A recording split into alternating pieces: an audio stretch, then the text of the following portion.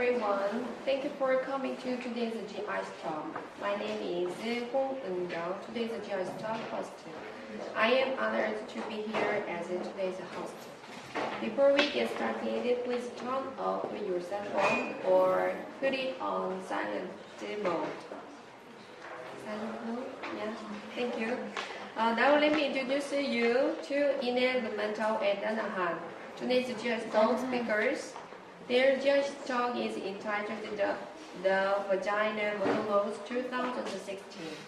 They will present this award-winning play as well as the International Vagina Day movement and the impact they have made here in Gwangju and around the world. Yeah. If you have any questions, please write them down on a small sheet of paper that you were given when you arrived. One of our top volunteers will collect it from you. Then Ynell and Dana will have a chance to answer your questions during the Q&A portion, which is led by one of our English-speaking GIC talk volunteers. Now, without any further hesitation, please let us all welcome today's speakers, Ynell, Lumantao, and Danahan, with a big round of applause. Okay, good afternoon, everyone. We actually have 3 speakers, or 4 today. Tonight. It looks dark. Because we also invited my house, or Urichip in Korean. They're over there, and they're going to present to us a little bit about their shelter, like what they're doing for the women in Korea. So expect that, and so I'll start the presentation, and then Dana, and then Urichip, our house, my house, and Miss Danahan later. Okay, so to start with, the name of our play is a play. It's called the Vagina Monologues, and we put here V-Day Gwangju because it's under V-Day. V stands for victory, and Valentine, and vagina. And maybe it's a word that you don't want to say, but that's what we want. Like, we want women and men to say it. It's not bad. Yeah, okay. And so, what is V-Day? What is V-Day? V-Day is an international global organization. Do you know this woman? Her name is Ynell, if you can see. And so she organized V-Day. It's an international movement to end violence against women and girls. And so this Vagina Monologues is created by her. She's a Tony Award awardee. She received a Tony Award, and she started in 1998. And the monologues are based on interviews of 200 women. So she interviewed women just to ask them, what do you think about your sexuality, your views about sex, relationships, and violence against women. So what do you think about? And then they told their stories, especially women who are abused, women who have different views regarding sex. And then she created the Vagina Monologues. And she started performing it. She performed it in like some bars. And then her friends really like it, and so they decided to make it a benefit production. And in 2011, 3 years after, V-Day created, and yearly, all over the world, there are lots of V-Day events. So the Vagina Monologues that we will be doing this April, is part of that V-Day movement and part of the events happening. And all the proceeds, because it's a play, we get money from it. So all the proceeds, all the money will go to charity. So that's why today we have the charity that we're helping. And so these are the V-Day around the world. In 2010, more than 5,400 V-Day events took place in over 1,500 locations. And this number already increased every year. This year, till February, there were lots of V-Day events. And so now we have like lots of V-Day movement, including Gwangju, and we already raised more than 80 million. And this money goes to developing countries that, you know, has this violence problem, especially the Democratic Republic of Congo, Haiti, Kenya, Egypt, and Iraq. And so different countries are doing the Vagina Monologues and many other activities. Like you can see our big sale outside. Please buy those sweet goodies, and like all those will be donated to charity. In Gwangju, in 2012, that's when we started the Vagina Monologues. So that's when Gwangju V-Day started. So these are the cast of the monologue, and some of there are men because they help set up, you know, the event. And during that time, we were able to raise a total of 2.3 million, 2.360 million, and all those money went to several charities, including Urichi. This is just a little money at that time. And then, so these are the shelters or women's shelters who benefited from 2012 Vagina Monologues. So remember that these are not just proceeds from the play. This also includes the money we raised from selling cookies or creating activities just to raise money. We already like started raising money at Tequilas. We asked people to please donate, and we were able to raise around 200,000. So we will try to do that, you know, and hope to raise more money this year. And in 2013, that's when I started performing. 2012, I just watched and I said, this is a good charity, good cause, good play, and I want help. So I'm there actually. It's hard to find me there, but I'm part of this, and we were able to raise a total of, this is bigger, 4.7 million. The reason for this is we have people helping us just to raise money. So maybe the play, we only raised like 2 million, but you know, the fundraising activities, we were able to raise more. And then 2014, I was also there. My face. And we performed 2014 and we raised, I'm not sure of the amount, that's why I couldn't tell you, but we raised more than 1 million, and we donated everything to V-Day's Spotlight charity. This money went to Haiti, Congo, and many other countries in Africa, because they really, that time they need help. And then, last year, if you can see, we have many men in this performance, because instead of doing the Vagina Monologues, we did a memory, a monologue, a rant, and a prayer. It's a sister play of the Vagina Monologues, and we had men in our cast for the first time.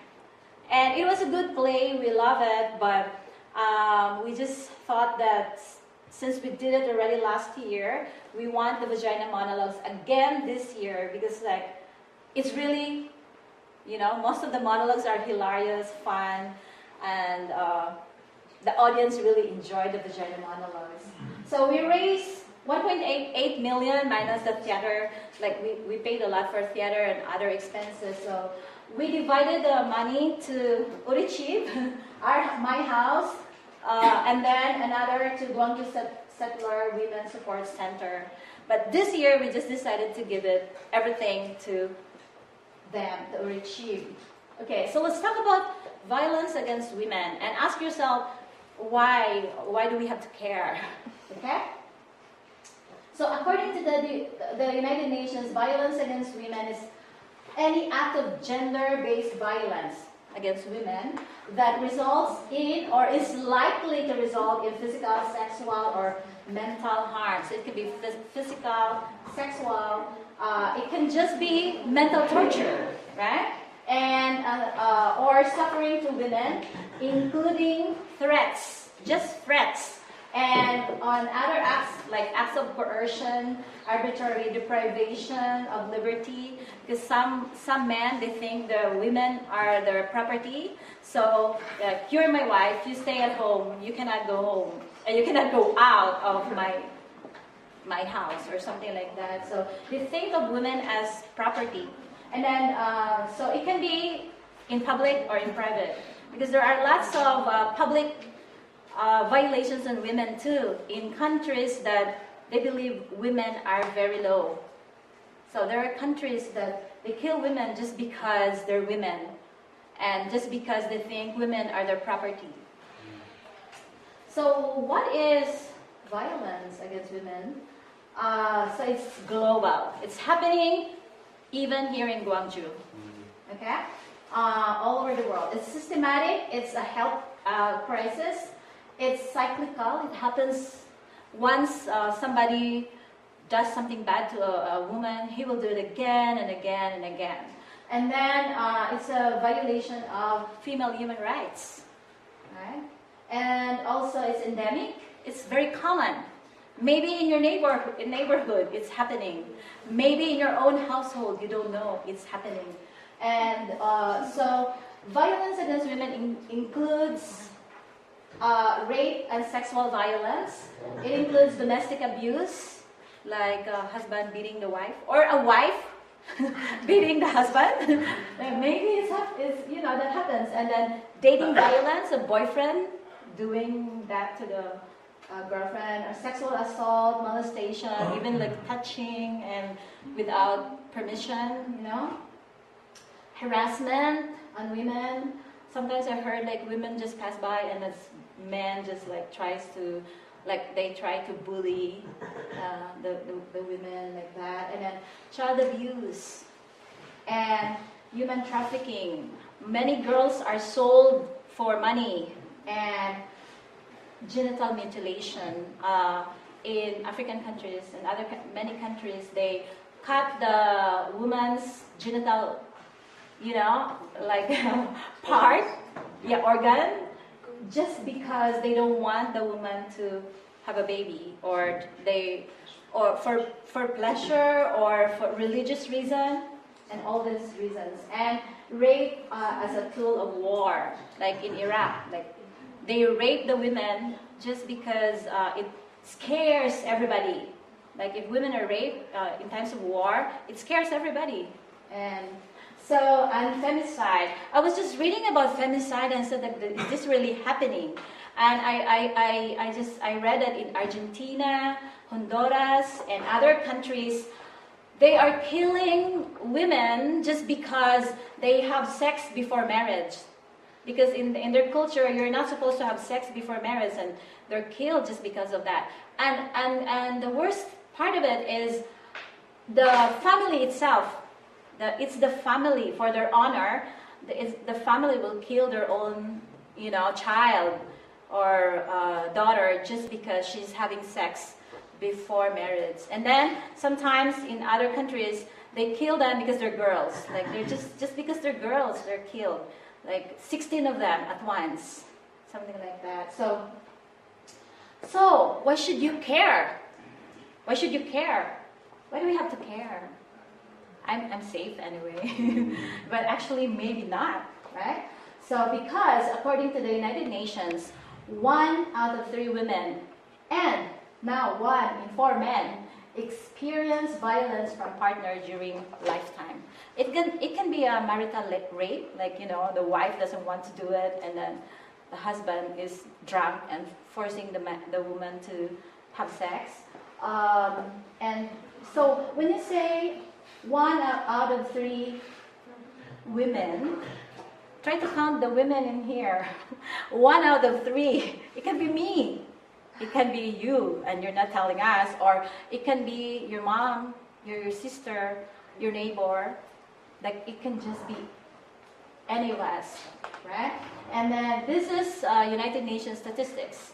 And then 1 in 3 teens experience sexual and physical abuse and threats from boyfriends and girlfriends or girlfriend in 1 year.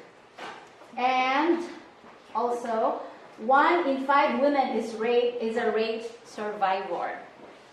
So maybe I'm not telling you, but I'm a rape survivor. I'm not telling you. I'm not saying I am. But, you know, the victims don't say. Usually victims just stay quiet. So when you say 1 out of 5 women, so count the women here and how many do you think? Just an idea, like all over the world. Maybe all of us, we didn't experience, like the women here, never experienced rape or at least, or a survivor of rape, but like all over the world, that's a lot of women. Okay, and then in 1 year, 12.7 million people are physically abused, raped, or stalked by their partner. Yeah, so that's very common. And that's 24 people every minute. And like this picture bothers me a lot. So a lot of women experience that. I don't know. It's hard to see. So now, what happened? We're donating our proceeds to Urichi, my house, and they're here today to tell us about their charity. So let's give a hand to the representatives of my house, Urichi.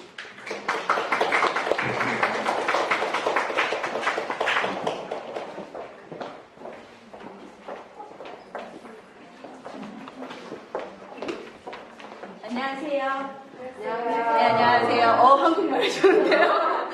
네, 모자가 좀 주셨어요. 우리 집에서 온 김세봄이라고 합니다. 안녕하세요. 뉴스프링이라고도 하요. 네, 저희가 봄꽃에 봄의 햇살처럼 여기에서 따뜻한 날 여러분들께 우리 집을 소개하게 돼서 저는 정말 영광이에요. 네. She is honored to be here on this beautiful day. 저희가 사회복지 시설 하면 우리 집, 마이 하우스 참 친근감 있지 않나요? 사회복지 시설 하면 무슨 원 이렇게 말하시는데 저희가 우리 집이라고 말한 거는 친구들이 어디 가서 전화할 때 우리 집 가요 이렇게 말하면 좀 더 친근감 있고 따뜻할 수 있어서 우리 집이라는 이름을 지었습니다. So if you see the name is Urichi, which is translated as like my home, my house, it's just like home. But the reason for that is kids who stay at that place, when they are asked, where are you going?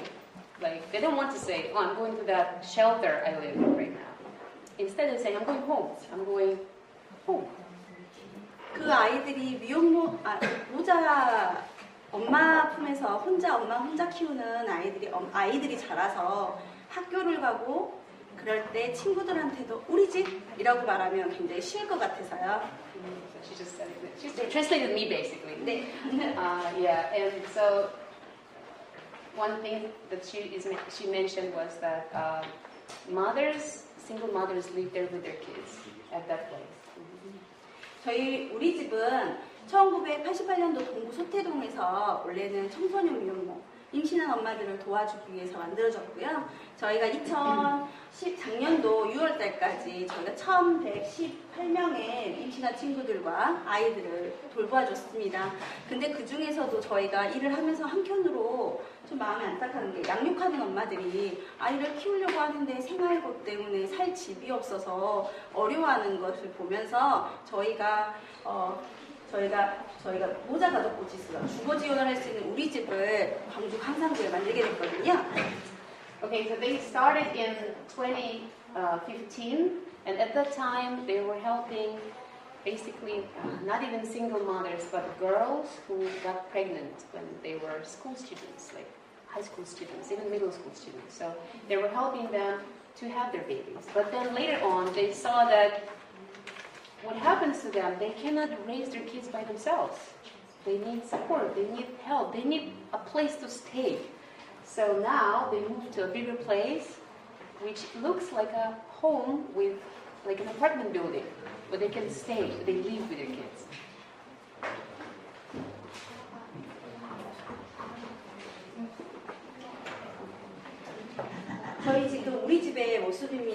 저희가 작년도에 건축을 V-Day 기금을 받고 많은 분들의 기금으로 이렇게 예쁜 공간이 만들어졌는데요. 저희 시설은 그 미혼모 친구들을 포함해서 모자 세대, 그러니까 아까 지금 말씀하셨던 여성으로서 엄마 혼자 아이를 키우는데 경제적인 형편이 어렵거나 폭력이라든지 이혼이라든지 사별인데 경제적으로 어렵고 가족의 도움이 없이 사회의 도움이 없어가지고 보호가 필요한 분들이 들어오실 수 있고요. So you can see the pictures right now. It looks really nice. We went there a couple of weeks ago. It looks really nice. It does. And like I said before, she mentioned again that mothers with their kids, single mothers, who basically cannot support themselves. They just cannot find place, and they don't have their family support. So they go there and they live there with their kids. 저희가 여기서 5년 동안 생활할 수 있습니다. 근데 저희가 지금 환경이 굉장히 좋지 않습니까? 이런 시점에 따라라라따 이런 게 나와야 되는데 정말 예쁜 공간에서 생활하는데요. 저희 친구 중에 한 명이 100일 된 아이를 키우고 있어요. 근데 이 친구가 자기 생애 중에 30살 좀 넘었거든요. 자기 일평생 동안 이렇게 깨끗하고 좋은 집에서 살아왔던 건 처음이라고 하는 친구가 있습니다. So the place is so nice that people who go there to live, of course, they're happy. And one of the ladies said that she's about 30 years old now, and she said she's never experienced she's never lived in such a nice place before. 이 공간을 만들 수 있었던 거는 V-Day와 같은 여러분들이 다 도와주셨기 때문에 만들 수 있었던 것 같습니다. 다시 한번 감사합니다. So one of the important things is that a lot of people donated in order to build this place. You know, they were able to do it just because these people cared. And well, she mentioned V-Day, we just did a little bit, but they still put our name in there, and yeah, she's just great.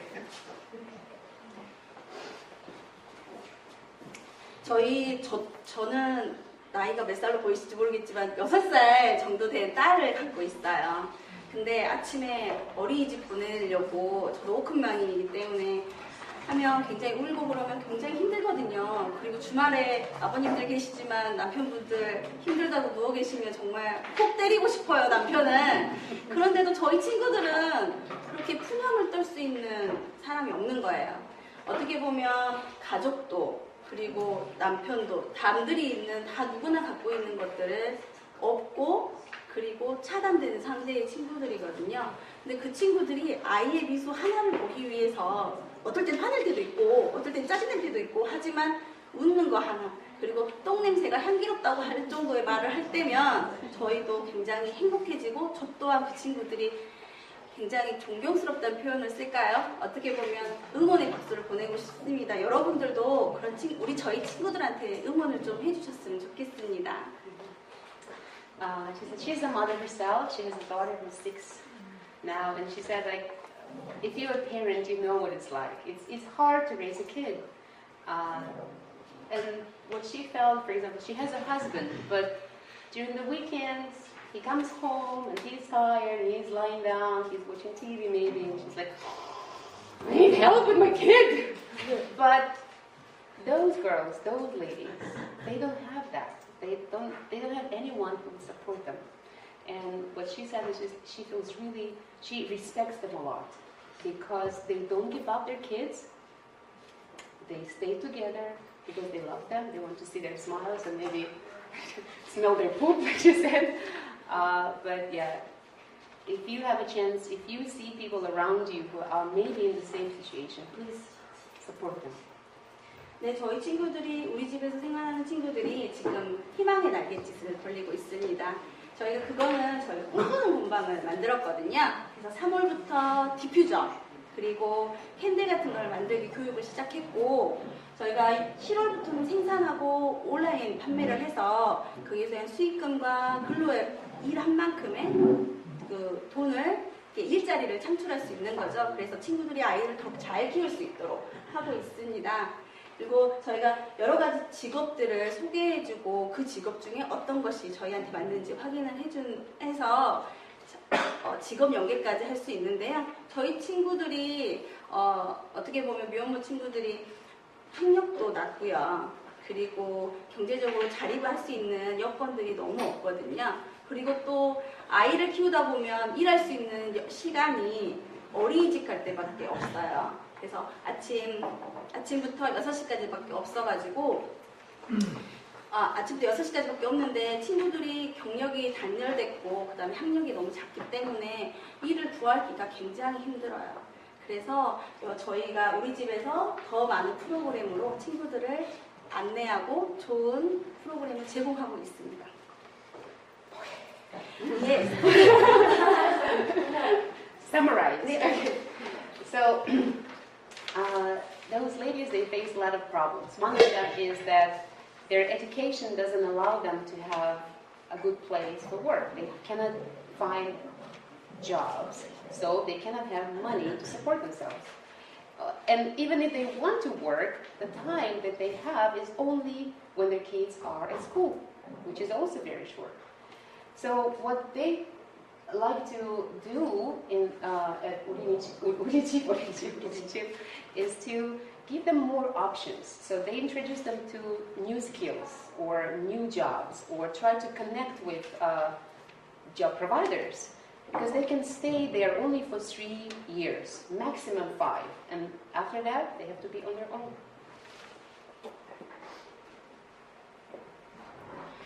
저희가 지금 저희 친구들 중에 이 사진 보시면 100일 잔치 사진이거든요. 저희 나라에서는 100일이라는 굉장히 중요한데 저희 친구가, 저희 엄마가 100일인데 혼자 방에서 촛불을 켜고 혼자 축하를 하려고 했었대요. 근데 저희 우리 집 식구들이 다 같이 이렇게 멋진 100일상을 차려줬다고 굉장히 흐뭇해서 눈물을 흘리고 고맙다고 했던 게 아직까지 저는 생각나고, 그리고 앞으로도 그런 일을 계속 해야겠구나 이런 생각을 하고 있습니다. So the picture you see over there, even though you cannot see the faces, it's a celebration of birthday. You must know what 100 days means, right? In Korea, it's a big celebration, right? But those ladies, they cannot really afford any celebration. So what they did at Ulichip, they made this huge birthday for her, and she was surprised, and she of course was very glad, and she's like, well, I guess she just really appreciated it. So they're thinking of doing this again and again if they have a chance. 여러분들도 함께 해주세요. 저희 우리 집 모자오는 V데이에서 작년에도 그리고 꾸준히 관심을 가져주셨는데요. 이렇게 많은 우리 엄마들이 꿈을 포기하지 않게 이렇게 도와주셔서 너무너무 감사드리고, 그리고 저희 친구들이 많은 사연을 가지고 있습니다. 하지만 그 사연들을 다 이겨내고 하나의 엄마로서 당당하게 살아갈 수 있는 거는 여러분들의 시선과 말 한마디 그리고 관심이라고 생각합니다. 너무너무 감사드리고, 이런 자리에 저희 우리 집을 소개할 수 있는 자리를 제공해주신 V데이 관계자분들, 여기 와주신 모든 분들께 감사하다는 인사드리겠습니다.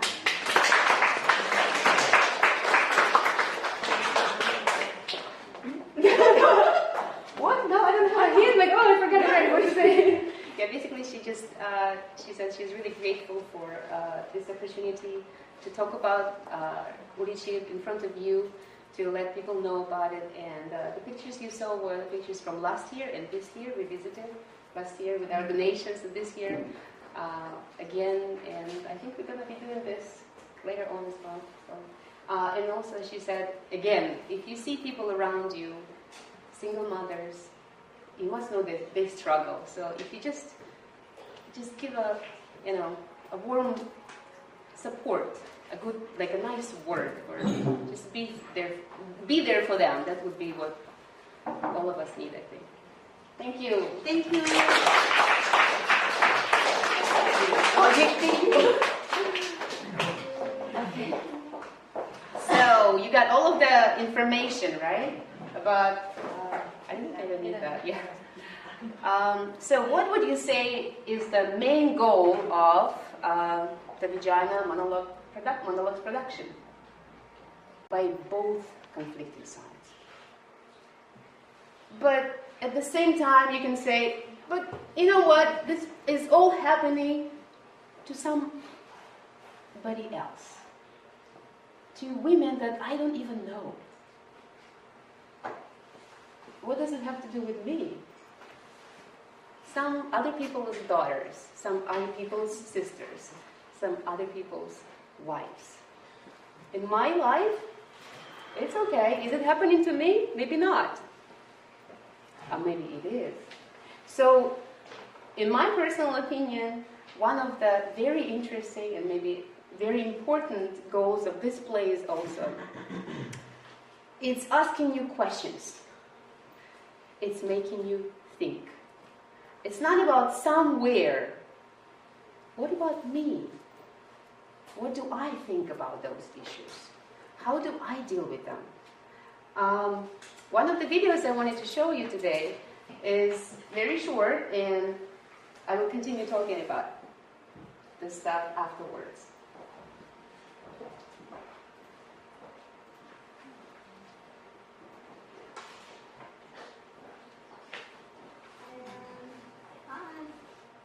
Okay, so I'm going to just give you some actions to do.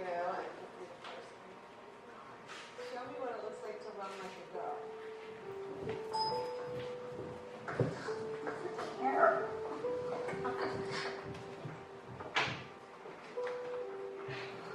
Show me what it looks like to fight like a girl.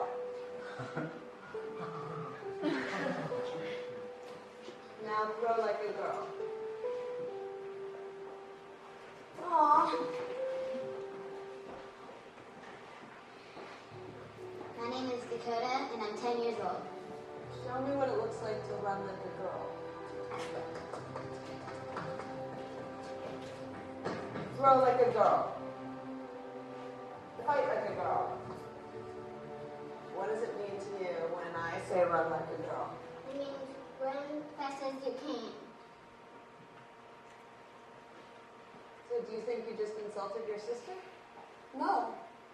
Yeah, insulted girls, but not my sister. You'd like a girl in the I don't know what really if it's a bad thing or a good thing. It sounds like a bad thing. It sounds like you're trying to humiliate someone. So when they're in that vulnerable time, between 10 and 12, how do you think it affects them when somebody uses like a girl as an insult? I think it definitely drops their self-confidence and really puts them down because during that time they're already trying to figure themselves out. And when somebody says you hit like a girl, it's like, well, what does that mean? Because they think they're a strong person. It's kind of like telling them that they're weak and they're not as good as them. And what advice do you have to young girls who are told they run like a girl, kick like a girl, hit like a girl, swim like a girl? Keep doing it because it's working. If somebody else says that running like a girl or kicking like a girl or shooting like a girl is something that you shouldn't be doing, that's their problem. Because if you're still scoring and you're still getting to the ball on time and you're still being first, you're doing it right. It doesn't matter what they say. I mean, yes, I kick like a girl and I swim like a girl and I walk like a girl and I wake up in the morning like a girl because I am a girl. And that's not something that I should be ashamed of. So I'm going to do it anyway. That's what they should do. If I asked you to run like a girl now, would you do it differently? I would run like myself. Would you like a chance to read it?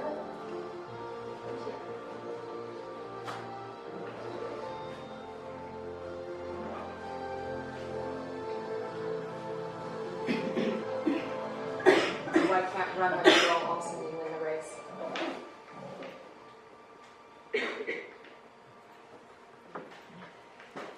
Can you relate to that? Yeah, I can relate to that. The interesting thing is that not only we can say, oh, this is the society that is making us feel or think a certain way, but women themselves, we think about many things the way that probably we shouldn't. Where are those stereotypes coming from? Maybe it's time to start asking questions. Time to question our societies, our education, our family upbringing, our traditions, and our own judgment.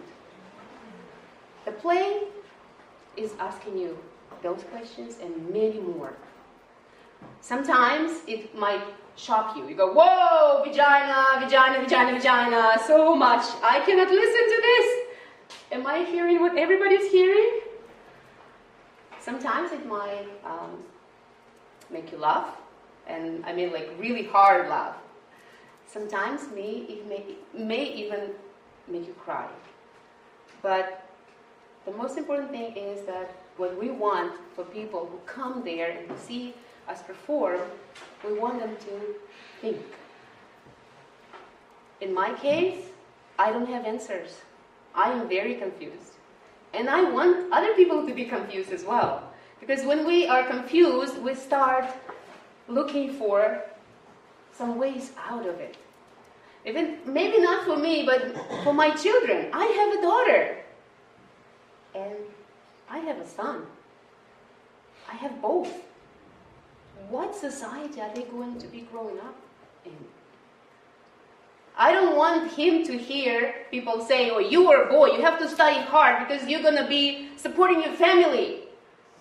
I don't want him to feel this burden because I want him sharing those responsibilities with his future partner.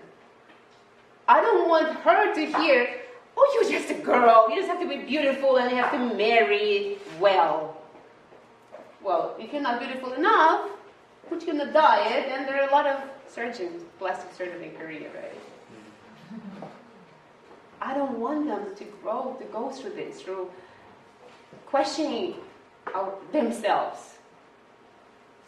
So, if you have similar questions, if you have similar doubts, if you are confused, please be a part of this. Because I believe that changes need to be made. And who is going to make those changes? It all starts with us. So what can you do and how can you get involved? Click. Ynell, can you help me We have with the this? open mic show, open mic and variety show. Next. Click. Oh, here. Okay, it's here. Okay, explain. This is what already happened. We had an open mic night at Tequilas and we were able to raise some money and we're very grateful to people who participated. Yeah, this is the amount. What is the amount we raised? Just a little money, but that means a lot to us already and to Urichib. And we're going to have a trivia night at Speakeasy, hopefully this Thursday. We're still finalizing everything. April 7th. Sorry about that. Open mic and variety show. It's going to be held next Saturday at Dane Market. We'll be also performing. And if you have a talent, if you want to sing or dance, please come and show your talent. Yeah, and we will just be passing around, a box or whatever for money donations. And we will be selling cupcakes and whatever we can sell just to raise money for my house and for the production cost too. And so Day and Market, April 9 at Dreamers, Quezon Park's place. And we're going to have the flash mob. Can you explain the flash mob? It's just something that happens unexpectedly and people start dancing and singing and you go, what's going on? So this is what we're going to have. Yeah, we're doing And you can join as well. You can join. If you want to dance, we have a flash mob event page.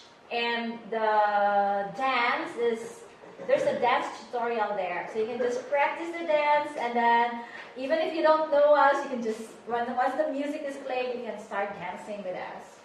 Okay? Okay, April 16th, Day and Market. And of course, the most important thing, please come to our play. It's happening on April 23rd at 3 and 7. And it is Saturday, and on 24th at 7 o'clock. You can buy tickets, you can get information, and also we'll also posting on Facebook all the time, right? Our Facebook. And so tickets are 10,000 per ticket. please invite your friends, support us, and so we can help Make a difference. make a little difference. Make a difference. Yeah, make a difference. So, and also if you're interested, if you really want to buy the ticket now, we are not selling this, ticket. It's an online ticket. You can just give us the money, it's 10,000, and you will be on our list, on our long list, and you'll have your ticket. So you can come to us now and we can start selling tickets. You can buy your tickets.